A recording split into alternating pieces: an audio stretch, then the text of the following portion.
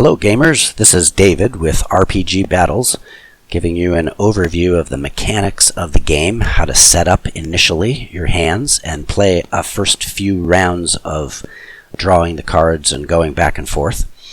Briefly, RPG Battles is a cards, dice, and strategy game.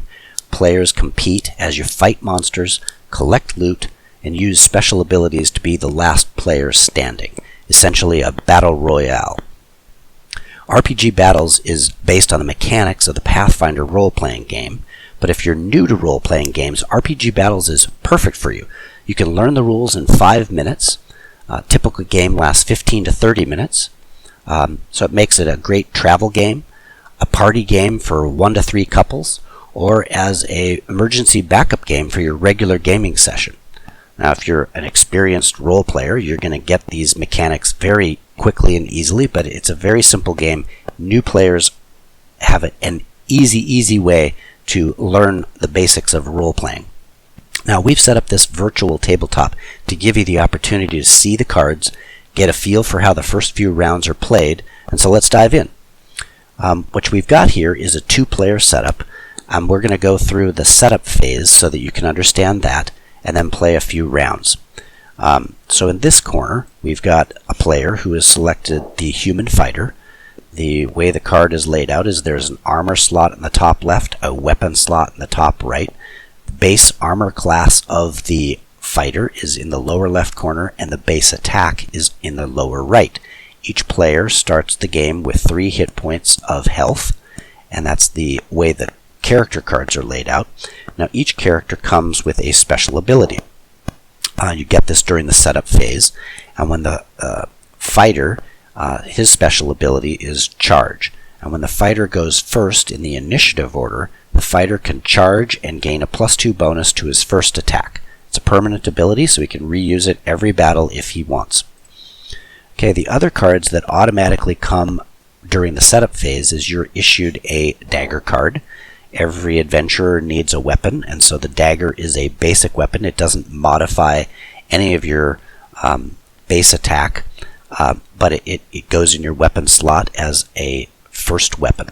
So we're going to equip it by putting it in the weapon slot. The other card that you get during setup phase is the teleport card. Very handy. It allows you to escape the monster's grasp. You can play it at any time and teleport away, leaving the monster to attack the other player. If you're in a multiplayer game, then you would roll off to see which player the monster attacks. So this is a great way to get away from a monster or a battle if it's going badly. So you hold that in your hand, and we're going to drag that down to the bottom of the screen to simulate the hand of the player.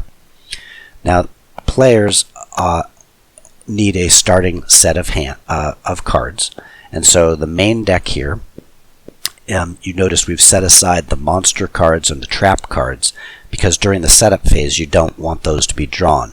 So what we're going to do is deal 4 cards to each player, and so the first 4 cards are going to go to the fighter, and what he drew was the teleport, another teleport, a weapon. This is kind of a good thing to draw. He got a +2 magic longsword, which gives him a +2 to his base attack bonus. Time stop, which allows him to halt his turn and pass. You're going to see why that might come in handy in just a moment here. And then inject chaos is a card that allows you to shuffle the deck in case you think that the next card that you're going to draw might be a trap or a monster. You can shuffle the deck and possibly avoid that. So that is your starting hand. You get 5 cards in your starting hand, and that's the first setup for the first player. Now we're going to move over to the second player. The second player is selected to play the monk. Same thing, armor in the left, weapon in the right. Base armor is 15 for the monk, 5 for his base attack, also has 3 hit points. The monk's special ability is Stunning Fist, which means once per battle, the monk scores a successful hit. He can use his Stunning Fist to stun the monster and prevent the monster's next attack. Also a permanent ability. The dagger card goes equipped in the top left, and the teleport card is held in his hand. He also needs to round out his starting hand with another 4 cards. He drew Time Stop, a healing potion, another healing potion, and a Raise Dead card. Raise Dead is a very handy card to have because when it's held in your hand, if your character dies from losing all its hit points, normally you would lose the game. You would be out of the game. But with the Raise Dead card in your hand, your character returns to life with 1 hit point. To pay for your resurrection, you lose all the other cards that you might have in your hand. So we're going to hold that, and that's a nice card to have as a starting starter. Now that we've dealt the starting hands, we're going to shuffle the monster and trap cards into the deck, and then we will shuffle the deck so that we don't know what cards are next.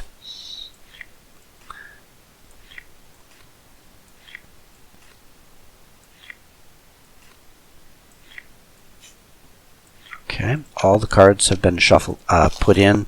We're going to shuffle the deck nicely and get ready for our first phase of the game. Okay, so it is the blue player's turn, and during your turn, you can play as many cards from your hand as you hold. To end your turn, you need to draw from the main draw deck, and if you draw a monster or a trap card, then a battle occurs and you have to resolve the combat before you move on to the next player. So the idea is to be able to draw cards, collect perhaps weapons, magic items, other events that help your character buff up for fights, avoid dangerous situations, and possibly cure lost health. So for this player, we've got some automatic things that are easy to do in the beginning. First, the dagger card doesn't really help him, so we're going to put that into his hand, and we're going to equip the magic longsword, which you recall gives him a +2 bonus to his base attack. So now he has a +8 in total for his attack bonus when he's fighting monsters. So that's helpful.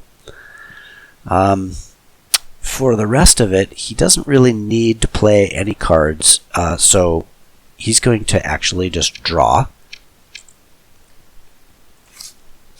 And what he drew was a healing potion, which is great. That allows him to gain hit points back if he loses any. So he's going to hold on to that, but he's got too many cards in his hand, so he's going to discard, his dagger card. Just put that to the right of the main draw deck. That's the discard pile. And he's done. So success. Move on to the next player. The next player needs to determine what he's going to do. So he doesn't have anything really that helps him too much. I mean, he could play the Time Stop, which allows him to skip the remainder of his turn without drawing a card.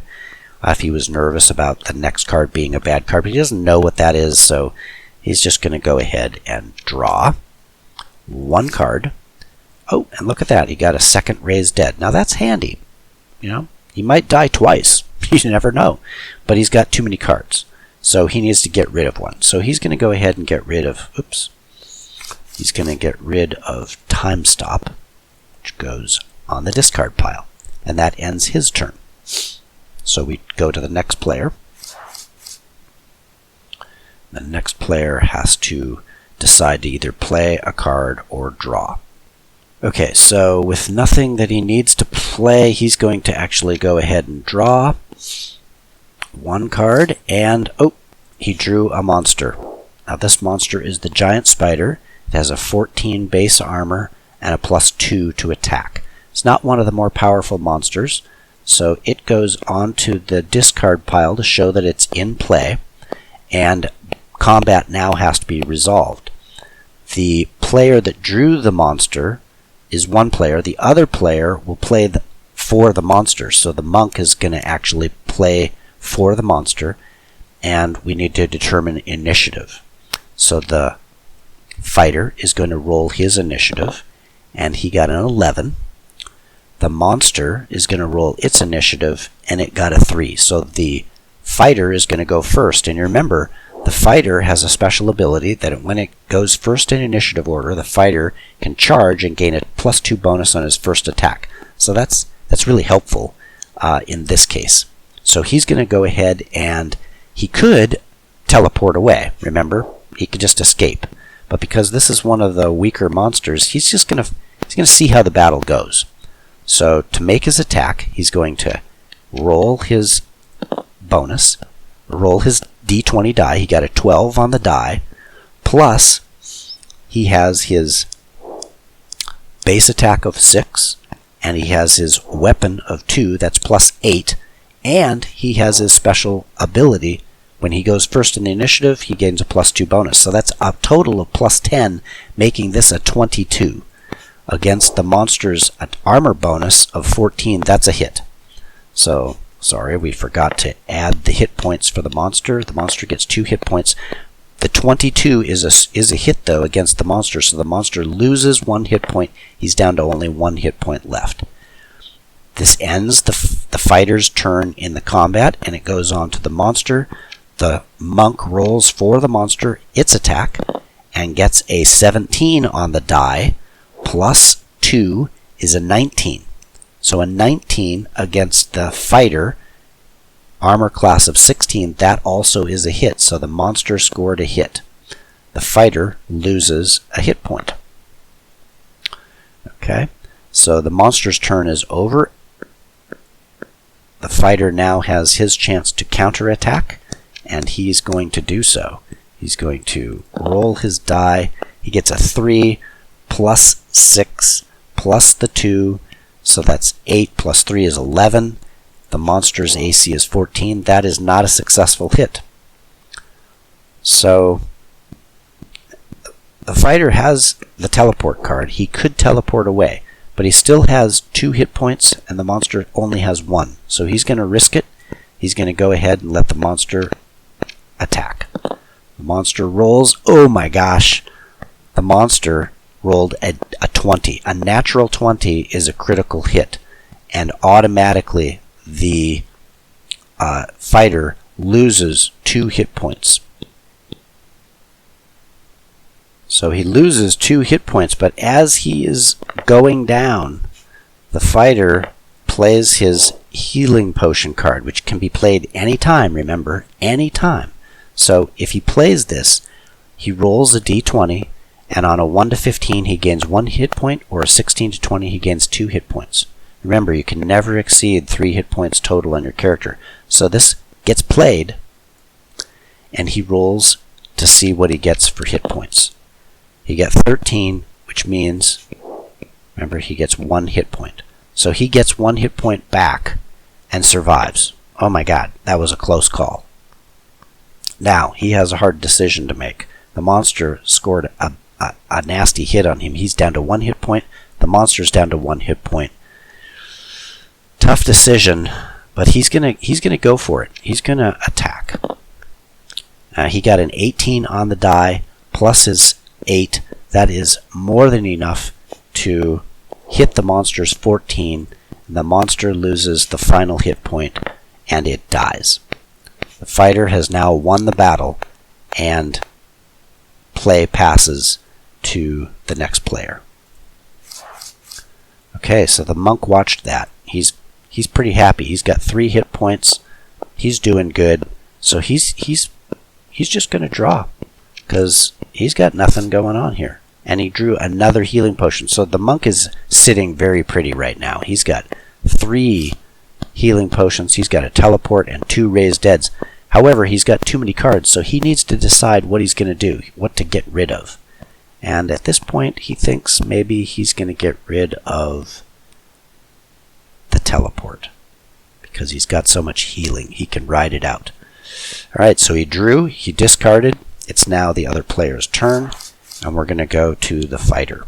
Okay, so the fighter is going to, let's see, what's the fighter going to do? Fighter is actually going to play his Crystal Ball.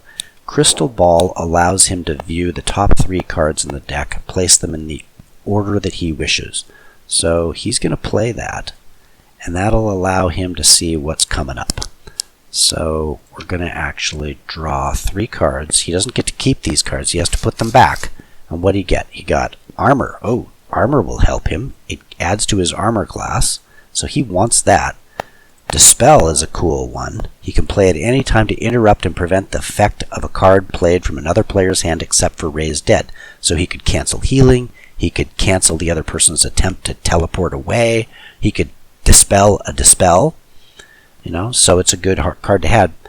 But I think he wants the armor most of all, so we're going to have him throw away the put the dispel back on the deck, and then he knows that the armor card is what he draws next. So he's going to go ahead and draw.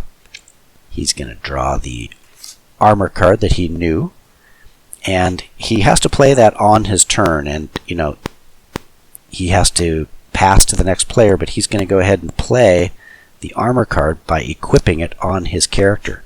Now that gives him a +1 to his armor, which means that his total armor class now is 17, making him harder to hit.